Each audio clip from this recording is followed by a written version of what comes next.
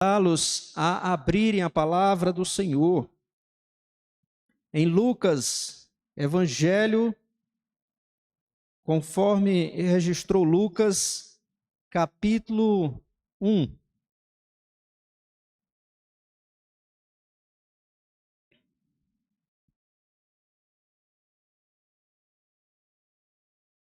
Lucas, capítulo 1, a partir do versículo 26.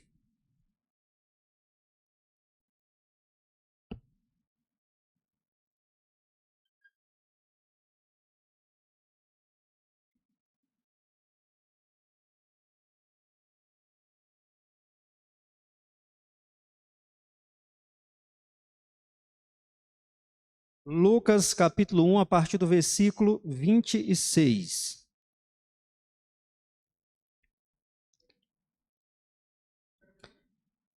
Lucas, capítulo 1, a partir do versículo 26,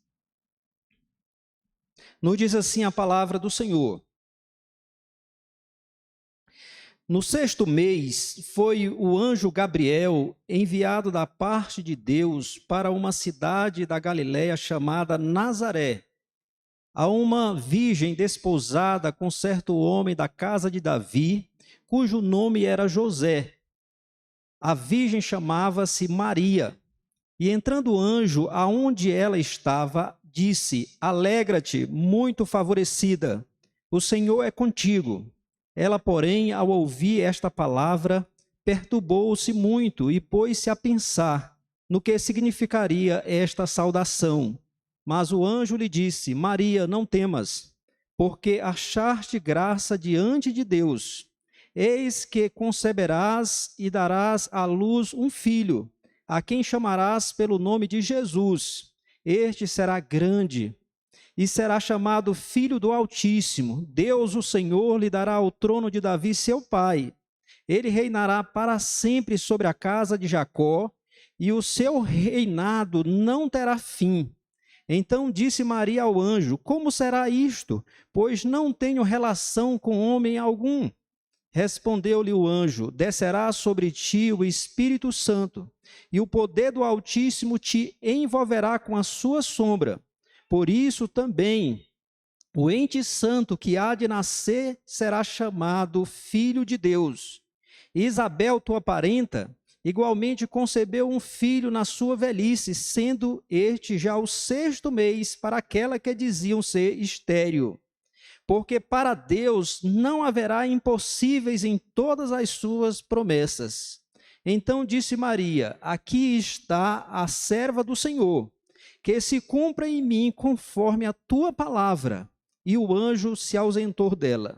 Naqueles dias, dispondo-se Maria, foi apressadamente à região montanhosa, a uma cidade de Judá.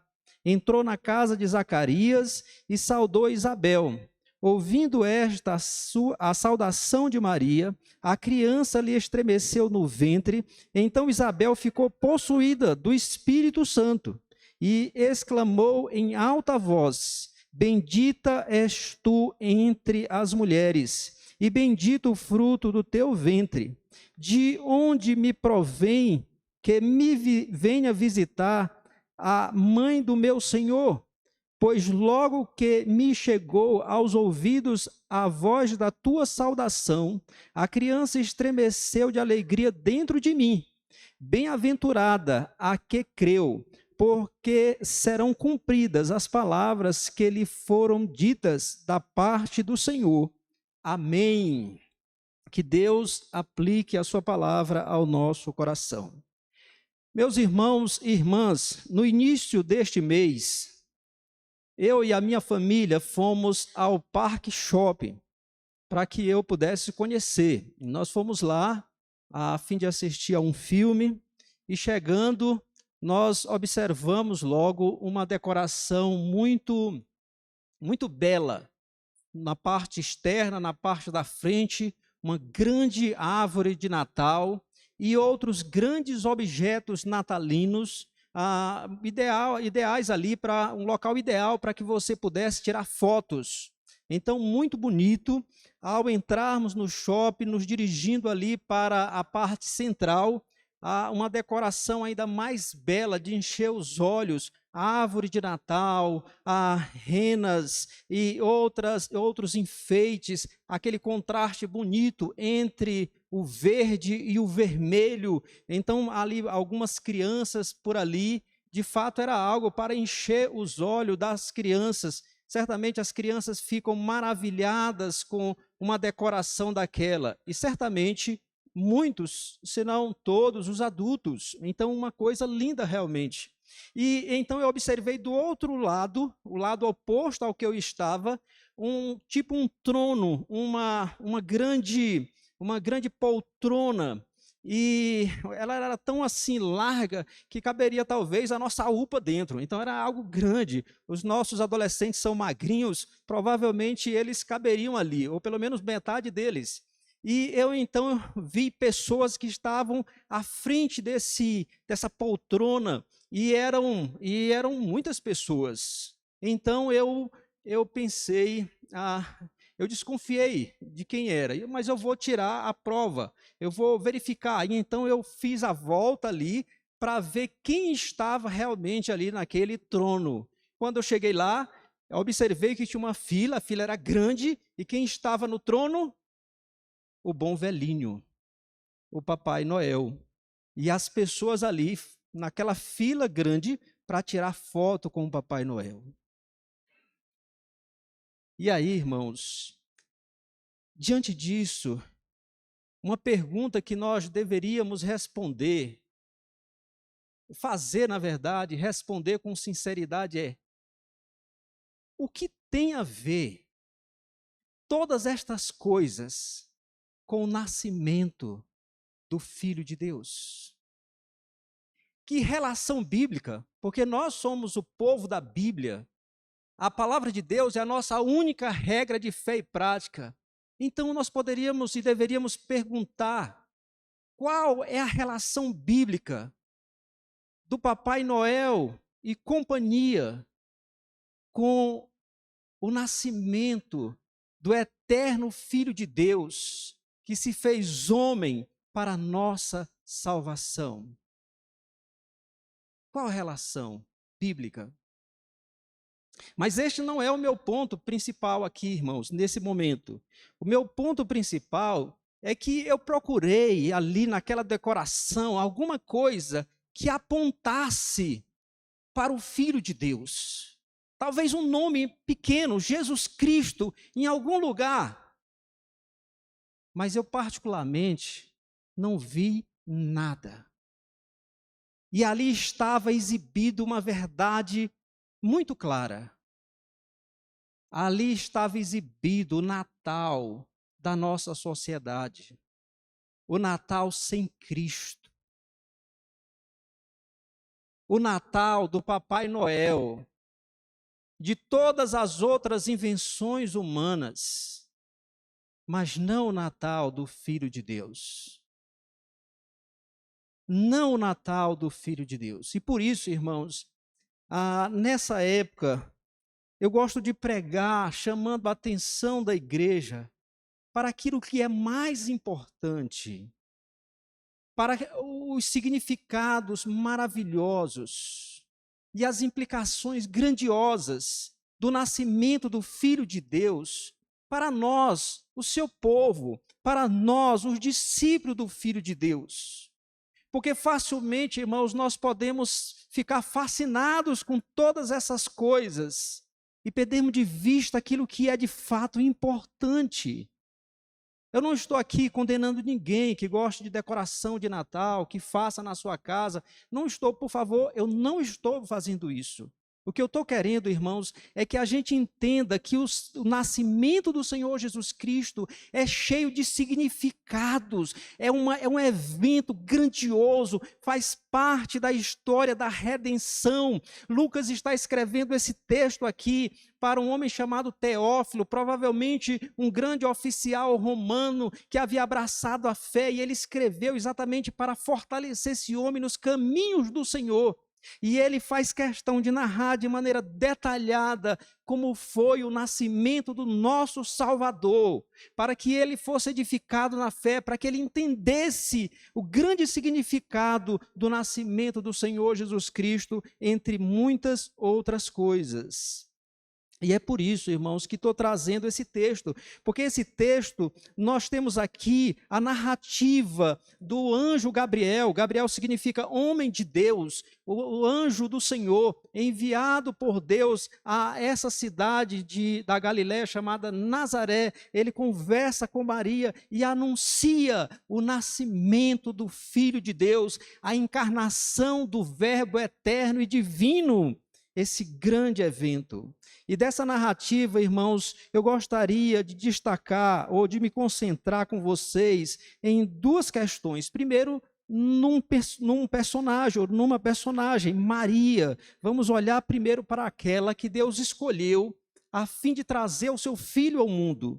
E depois olhar para o principal assunto aqui do conteúdo da mensagem do anjo, que é de fato o protagonista, não só desse texto, mas de toda a Escritura, o Senhor Jesus Cristo, aquele que haveria de nascer de Maria. Então vamos destacar essas duas coisas. Primeiro, vamos nos concentrar naquela que recebeu o anúncio da encarnação do Verbo, no caso, Maria. E a primeira informação que nós temos a respeito de Maria aqui no nosso texto é que ela era virgem. Nos diz o texto aí que o anjo Gabriel foi enviado a essa cidade de Nazaré, lá na Galileia.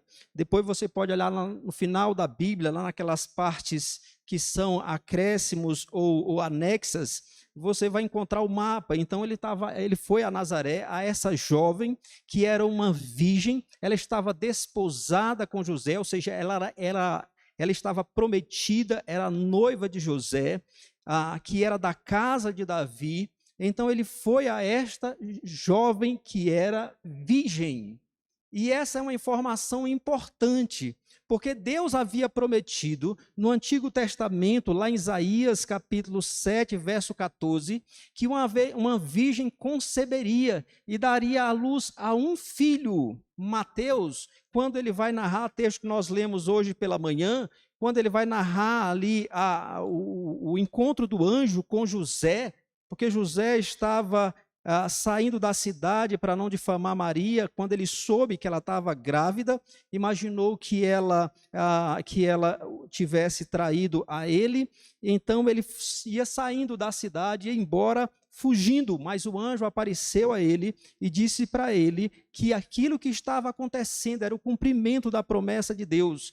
E a palavra do Senhor nos mostra exatamente isso, lá em Mateus, no capítulo 1, quando diz: ora, tudo isto aconteceu para que se cumprisse o que fora dito pelo Senhor, por intermédio do profeta: eis que a virgem conceberá e dará à luz um filho, e ele será chamado pelo nome de Emanuel, que significa Deus conosco. Então era necessário que fosse uma virgem, que fosse uma pessoa porque o Messias devia vir não por ação do homem, mas por ação do Espírito Santo. Então, em cumprimento, Deus então escolhe essa jovem chamada Maria, que era virgem. Uma outra informação, voltando para Lucas, a respeito de Maria, é que ela foi muito favorecida. Nos diz o texto de Lucas, capítulo 1, versículo 28, foi assim que o anjo a saudou, dizendo, a Bíblia nos diz, verso 28, e entrando o anjo aonde ela estava, disse, alegra-te muito favorecida, o Senhor é contigo.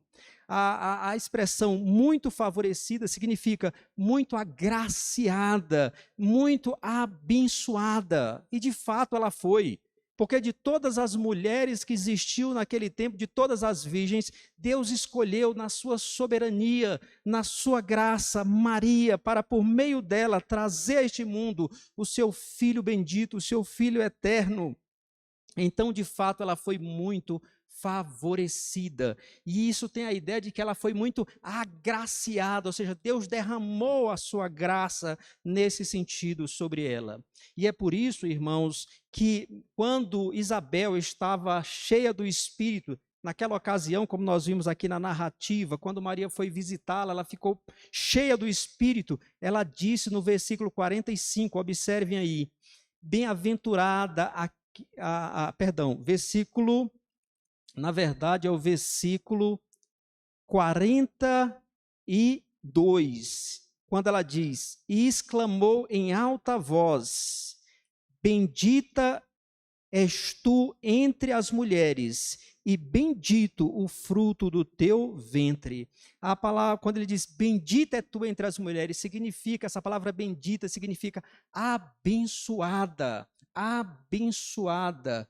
Então está dizendo que de todas as mulheres daquela época, Maria, ela foi muito abençoada, a mais de todas, porque de fato, pense no privilégio, irmãos, de Deus, de todas as jovens judias daquele tempo, Deus escolhe aquela jovem que não tinha nenhuma expressão na sociedade, não foi uma jovem que nasceu em berço de ouro, era lá de Nazaré, a respeito da qual Natanael vai dizer, por acaso de Nazaré vem alguma coisa boa? Ele escolhe essa jovem, não porque ela tivesse méritos, não porque ela merecesse. Não. Veja que o tempo todo o texto está falando de que Deus usou de graça, que Deus a favoreceu, que Deus a abençoou. Não foi porque ela merecia, mas porque Deus, na sua soberania e graça, a escolheu para ser instrumento exatamente do Senhor para esse grande benefício para o povo de Deus, trazer o seu filho ao mundo. E observem, meus irmãos, por falar em graça, que ela creu verdadeiramente no Senhor. Ela era uma verdadeira crente. Nós podemos ver, por exemplo, no versículo 38, a obediência da fé. Se você observar, verso 38, nos diz o texto, então disse Maria, aqui está a serva do Senhor, que se cumpra em mim, conforme a tua palavra. Então ela obedeceu, ela realmente ouviu aquela mensagem, apesar de ser algo extraordinário, uma jovem ficar grávida, ou seja, sem a relação com um homem, ela ficar grávida, isso seria um milagre grandioso, mas ela disse, se cumpra isso em mim. Ela creu que isso ia acontecer.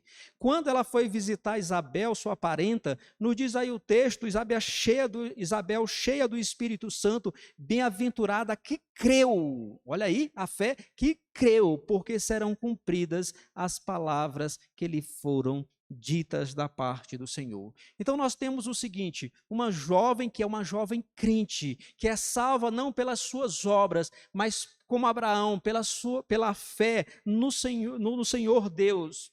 Uma jovem que de fato cria no Senhor e que Deus a agraciou. Então, irmãos, esse texto nos ensina a termos uma postura correta em relação a Maria, evitando a mariolatria, que é a idolatria a Maria, e também o desprezo por ela. Então, por um lado, nós vemos que devemos evitar a idolatria a Maria, aquela postura assumida pela Igreja Católica, que se expressa em dogmas e entendimentos completamente antibíblicos. Por exemplo, a respeito dos dogmas, a Igreja Católica acredita, e é um dogma da Igreja Católica, a virgindade perpétua de Maria. Esse dogma diz que Maria, antes, durante e depois do nascimento do Senhor Jesus, continuou virgem. Mas a Bíblia diz outra coisa. A Bíblia nos diz lá em Mateus capítulo 1, verso 25, que José não conheceu Maria, e conheceu aí significa relação sexual, até que Jesus nascesse.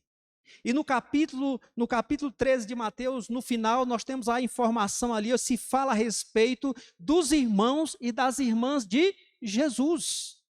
Então, depois do nascimento de Cristo, Maria e José tiveram um relacionamento normal de qualquer casal e tiveram outros filhos.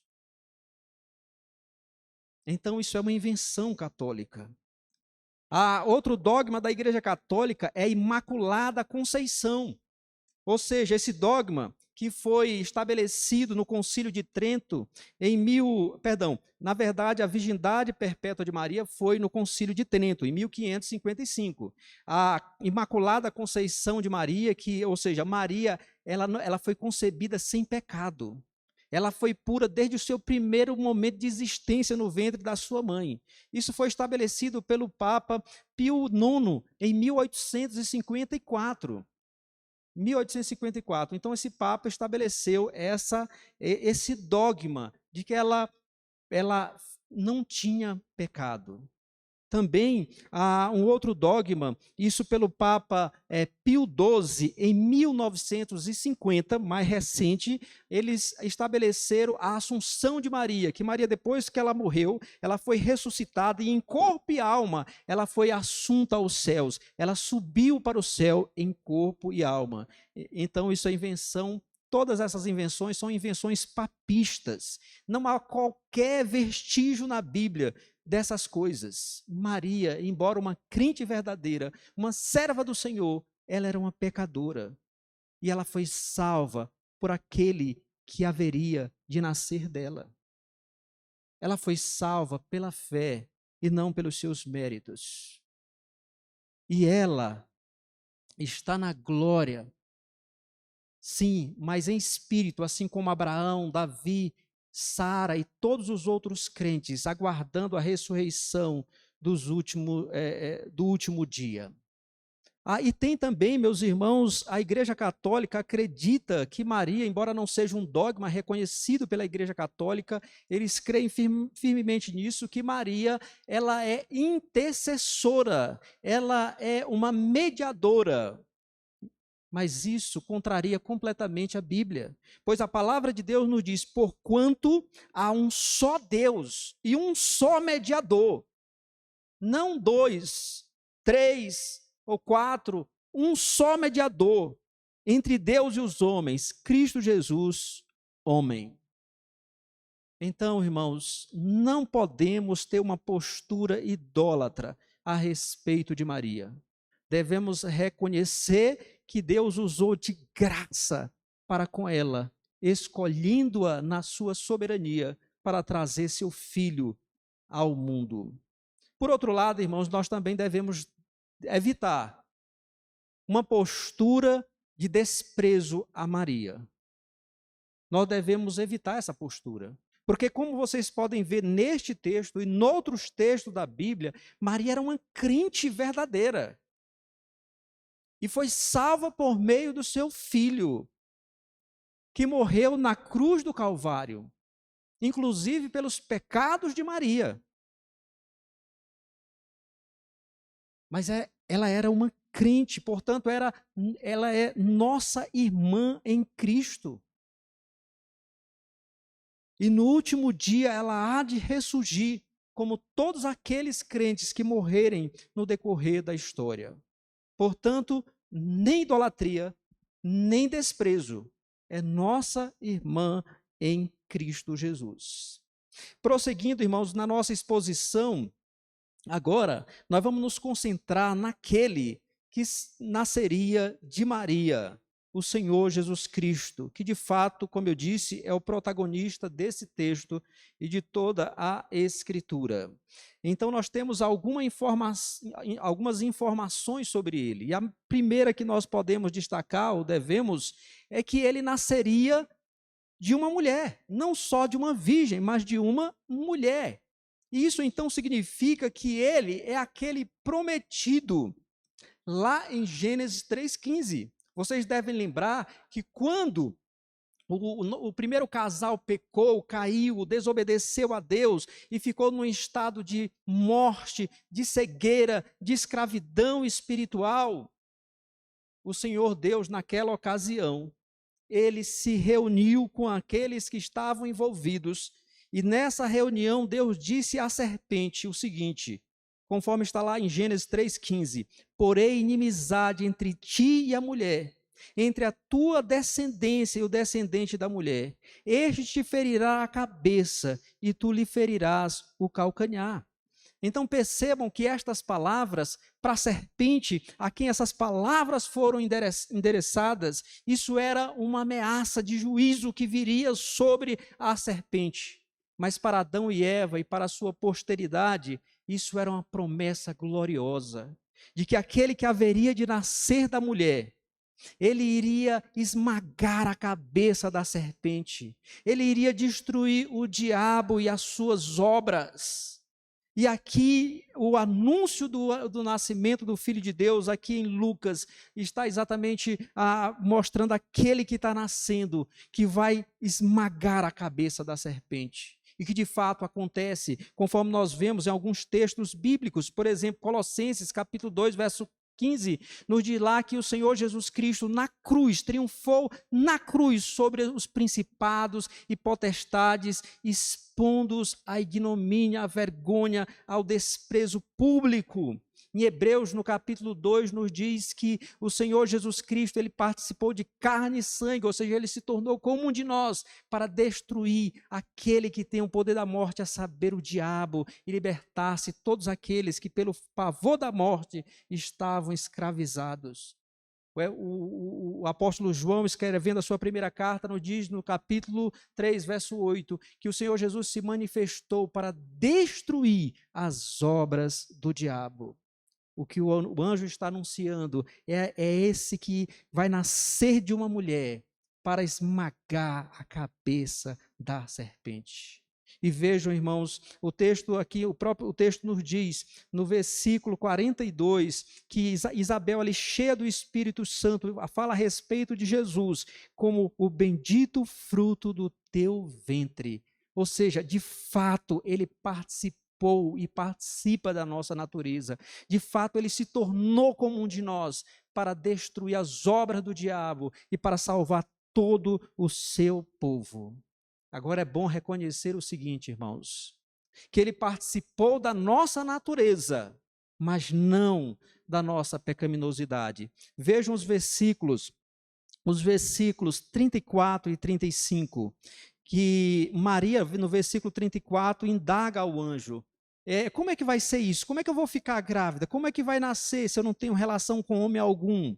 E aí, verso 35, o anjo responde dizendo, descerá sobre ti o Espírito Santo e o poder do Altíssimo te envolverá com a sua sombra. Por isso também o ente santo que há de nascer será chamado Filho de Deus. Então vejam, ele nasceria por uma obra não humana, mas por uma obra do Espírito Santo. A partir de Maria e da natureza de Maria, o Espírito Santo produziria a natureza humana do nosso Senhor Jesus Cristo. Então foi uma obra extraordinária do Espírito.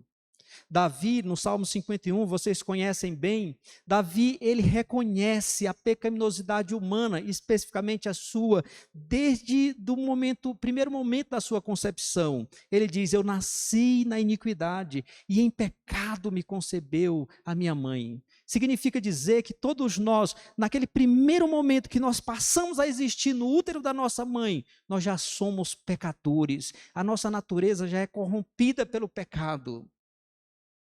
E a nossa confissão de fé, irmãos, a confissão de fé de Westminster, baseada em vários textos bíblicos, ela explica como é que acontece como é que nós nos tornamos corrompidos pelo pecado, como nós somos gerados em pecados. A nossa confissão diz o seguinte, ouçam, no seu capítulo 6, parágrafo 3º, diz assim, sendo eles, no caso Adão e Eva, o tronco de toda a humanidade, o delito dos seus pecados foi imputado a seus filhos, e a mesma morte em pecado, bem como a sua natureza corrompida, foram transmitidas a toda a sua posteridade, que deles procede por geração ordinária. Está dizendo que não só a culpa de Adão foi imputada a todos os seus. Imputada significa acreditada, colocada na conta, considerada como de todos os seus descendentes, portanto, sobre toda a humanidade. mas também a corrupção, que é essa nossa inclinação para o mal, que é essa corrupção interior que há em nosso coração. Isso foi transmitido também. E nos diz aqui que é por geração ordinária. E o que significa isso? Geração ordinária ou natural é a nossa relação com Adão. É a nossa relação com Adão. Todos nós estamos ligados a Adão, porque nós temos uma ligação natural. Adão tem os seus filhos, depois vem os seus netos, e assim até chegar a nós. Então há uma relação natural com Adão. E essa relação natural, essa geração natural, é por meio dela que nós recebemos essa corrupção interior. Logo no primeiro momento da existência, nós somos produzidos como pecadores, assim como reconheceu Davi. Mas no caso de Cristo, isso foi diferente. Porque Cristo, ele não vem por geração ordinária. Ele vem por geração extraordinária, pela ação do Espírito Santo ali em Maria, preservando e produzindo a natureza humana sem qualquer pecado. Portanto, o nosso Senhor, ele de fato é plenamente homem, mas um homem plenamente santo, sem pecado. E a Bíblia é muito clara em enfatizar isso.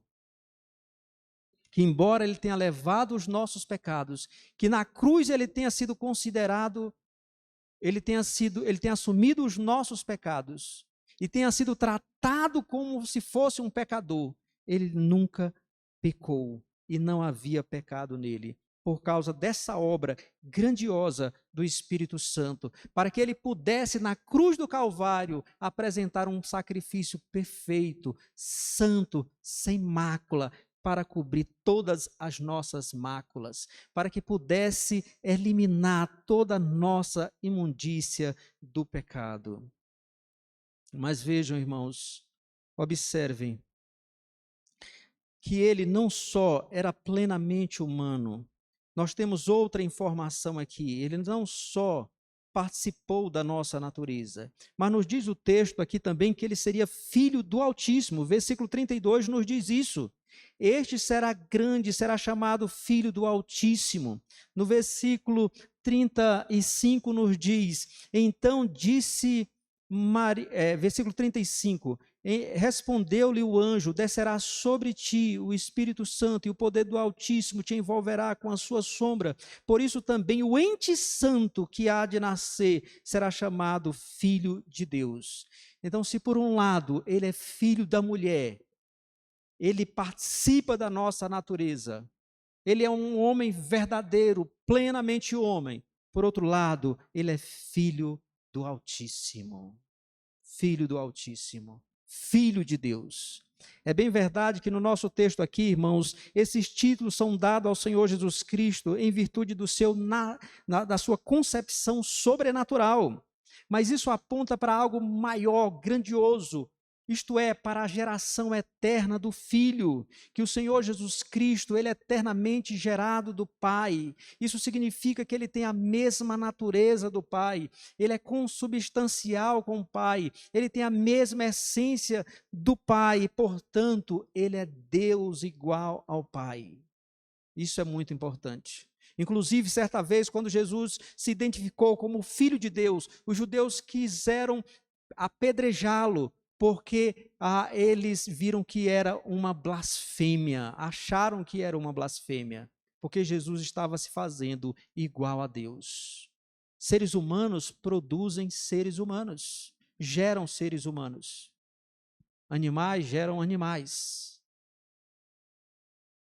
Aquilo que é gerado do Pai é Deus, porque o Pai é Deus. E o Senhor Jesus Cristo é plenamente Deus. E a nossa confissão de fé, com base, meus irmãos, em vários textos bíblicos, com base na revelação divina e no ensino ortodoxo da Igreja do Senhor Jesus, ela diz o seguinte: Ouçam, lá no capítulo 8, parágrafo 2, diz assim: o Filho de Deus, a segunda pessoa da Trindade, sendo verdadeiro e eterno Deus, da mesma substância do Pai, igual a Ele, quando chegou o cumprimento do tempo, tomou sobre si a natureza humana com todas as suas propriedades essenciais e enfermidades comuns, contudo sem pecado, sendo concebido pelo poder do Espírito Santo no ventre da Virgem Maria, e da substância dela, duas naturezas inteiras, perfeitas e distintas, a divindade e a humanidade, foram inseparavelmente unidas em uma só pessoa, sem conversão, composição ou confusão. Essa pessoa é verdadeiro Deus e verdadeiro homem, porém um só Cristo, o único mediador entre Deus e o homem. Então percebam uma coisa interessante, irmãos, que aquilo que Cristo veio fazer, através da sua obra perfeita e eficaz, aconteceu na sua própria pessoa. E o nascimento de Cristo, a sua concepção, esse texto nos fala disso. Humanidade, divindade, divindade e humanidade são inseparavelmente unidas na pessoa do Salvador. Irmãos, isso aqui é algo grandioso, grandioso. Ele, uma outra informação que nós temos, que ele, o Deus homem, ele, irmãos, vejam, ele é o Salvador. Versículo 32, observem comigo. Este será grande e será chamado Filho do Altíssimo, Deus o Senhor. Perdão, versículo 31. Eis que conceberás e dará à luz um filho, a quem chamarás pelo nome de Jesus.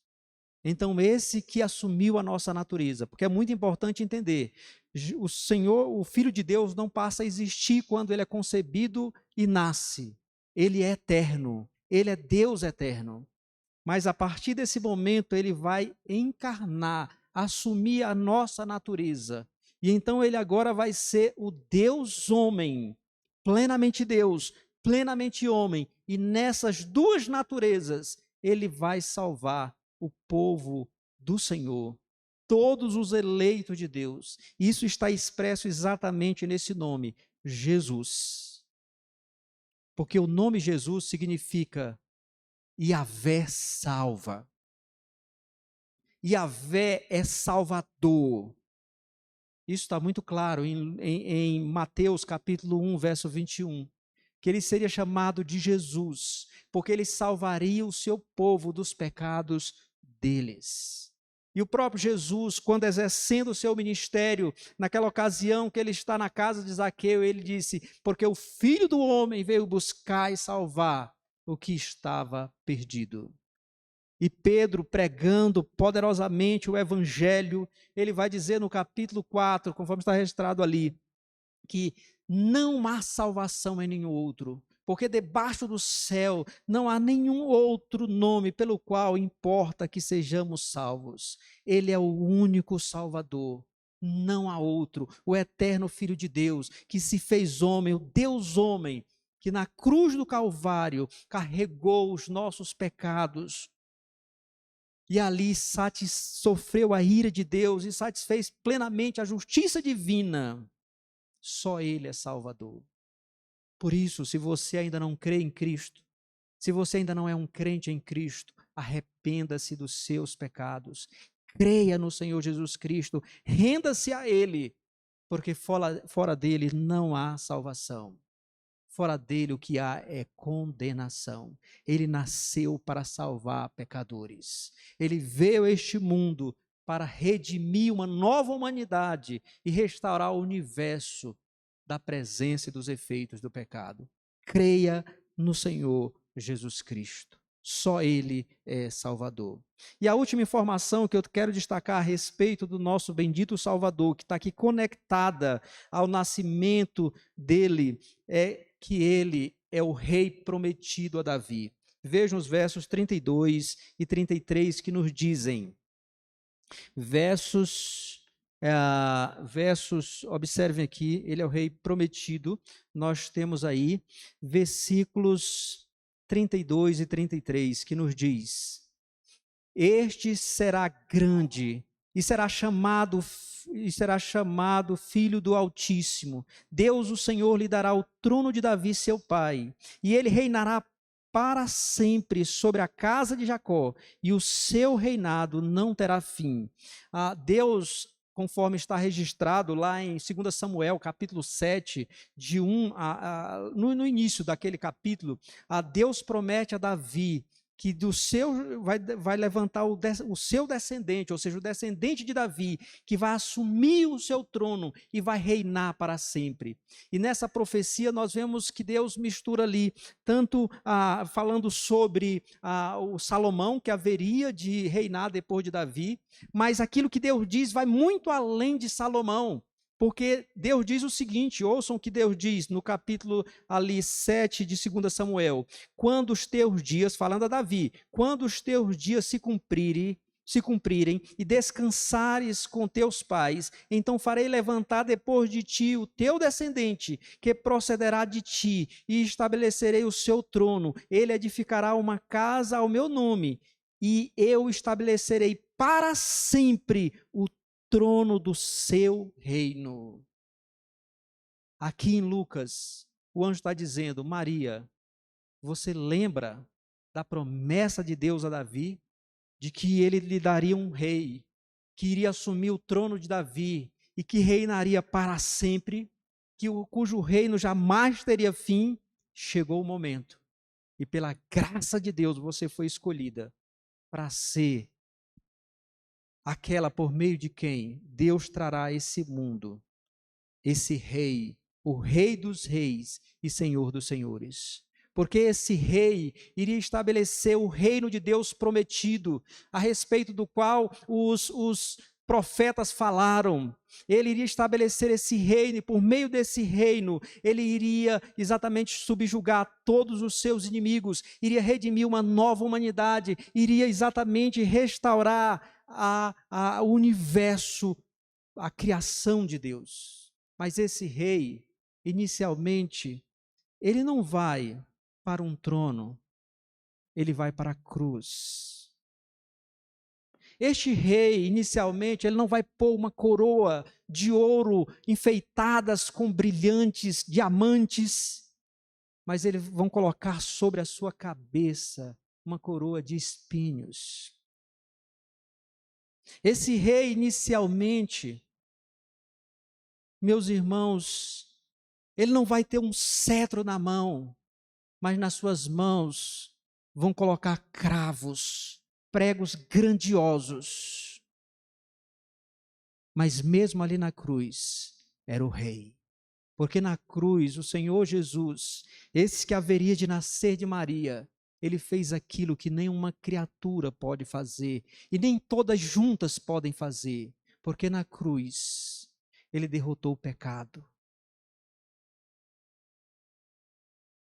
Porque na cruz, ele esmagou a cabeça da serpente. Ele é o rei. E quando ele ressuscita gloriosamente, depois de 40 dias, ele sobe aos céus. E ele se assenta à direita do Pai no trono celestial. E hoje, como foi cantado, ele vive. E ele reina sobre tudo e sobre todos. E um dia ele voltará para tornar o seu reino pleno, completamente, e estabelecer novos céus e nova terra, sem a presença do pecado. Mas um universo no qual reinará a justiça. A justiça. Meus irmãos, esse texto nos ensina muitas coisas. Eu quero destacar apenas algumas delas. A primeira, Deus cumpre as suas promessas de maneira fiel e plena. Por isso nós devemos confiar no Deus a quem servimos. Veja, Deus, veja esse texto aqui, está cheio de cumprimento de promessas do Antigo Testamento, de que ele nasceria de uma virgem, de que ele viria para salvar, de que ele viria para assumir o trono de Davi. Deus cumpre as suas promessas. E o nosso texto deixa claro isso. Deixa muito claro que para Deus, observem o versículo 37, porque para Deus não haverá impossíveis em todas as suas promessas. Então, irmãos, nós devemos confiar nesse Deus fiel, que cumpre a sua palavra, que não deixa que nenhum iotio caia das suas promessas, ele cumpre cabalmente.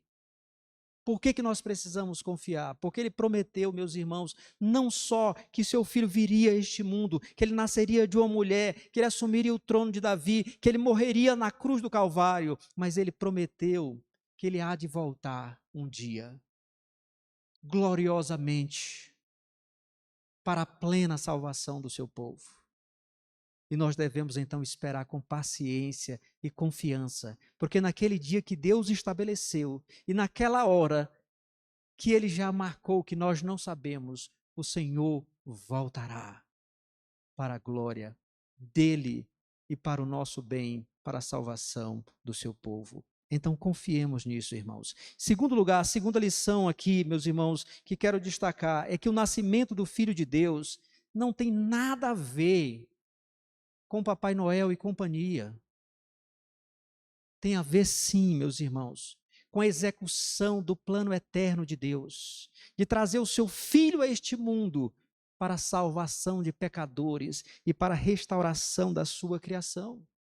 O nascimento do Filho de Deus tem a ver, meus irmãos, com a entrada daquele que é o eterno, que é infinito no tempo e no espaço.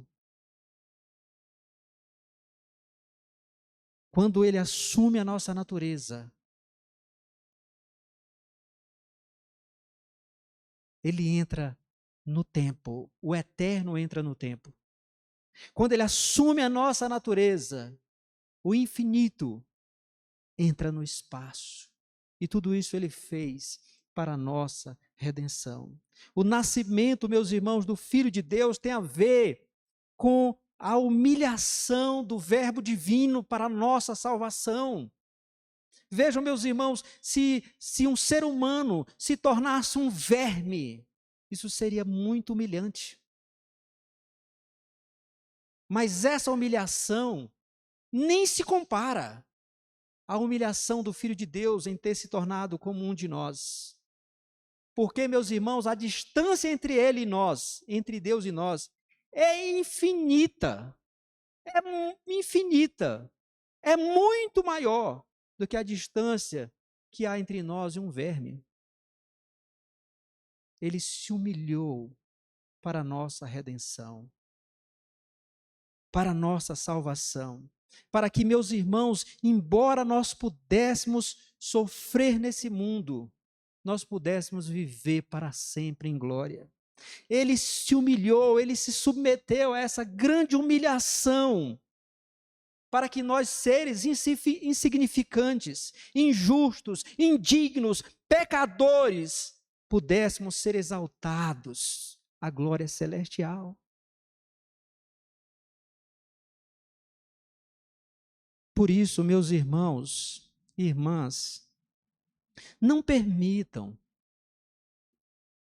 que outras coisas, pois por mais belas que sejam, desviem os nossos olhos, a nossa atenção e o nosso coração dos significados maravilhosos do nascimento do Filho de Deus.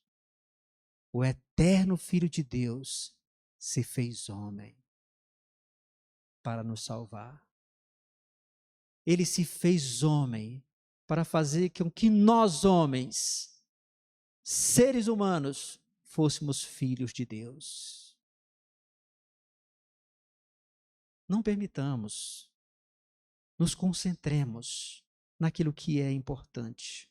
De maneira, meus irmãos, que não só neste período do ano, mas durante toda a nossa vida, o nosso coração seja cheio de gratidão e não nos esqueçamos jamais de que a maior de todas as dádivas, de tudo que nós podemos receber nesse mundo, a maior de todas foi esta, a dádiva do seu Filho bendito Jesus Cristo.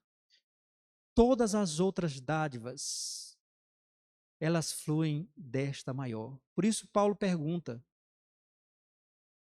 aquele que não poupou seu próprio filho, antes por todos nós o entregou, será que ele não nos dará todas as coisas? Porque essa é a maior de todas as dádivas. A dádiva do seu Filho bendito Jesus Cristo. Ele amou o mundo de tal maneira que deu o seu Filho unigênito para que todo aquele que nele crê não pereça, mas tenha a vida eterna. E que resposta devemos dar a isso, irmãos? A nossa resposta deve ser, meus irmãos, de fé, arrependimento e obediência ao nosso Deus. Amém. Vamos orar, meus irmãos. Bendito Deus, nós queremos agradecer ao Senhor pela dádiva grandiosa, imensa, inigualável, verdadeiramente singular, que é a dádiva do teu Filho bendito Jesus Cristo. O Senhor o enviou, ele assumiu a nossa natureza, ele se tornou como um de nós, o homem de dores, que sabe o que é padecer, aquele sobre quem caíram as nossas iniquidades, ele foi moído pelos nossos pecados, o castigo que nos traz a paz estava sobre ele, e pelas suas pisaduras nós fomos sarados. Ó Deus, obrigado pela dádiva do teu Filho Jesus Cristo, e que nós não nos esqueçamos que essa é a maior de todas as dádivas. Ajuda-nos a lembrarmos sempre e a respondermos com fé, arrependimento, obediência para a glória do teu nome. Ó Deus bendito, rendemos graças ao Senhor e louvamos o teu santo nome, em virtude da dádiva do teu Filho, em nome de quem oramos. Amém. Vamos cantar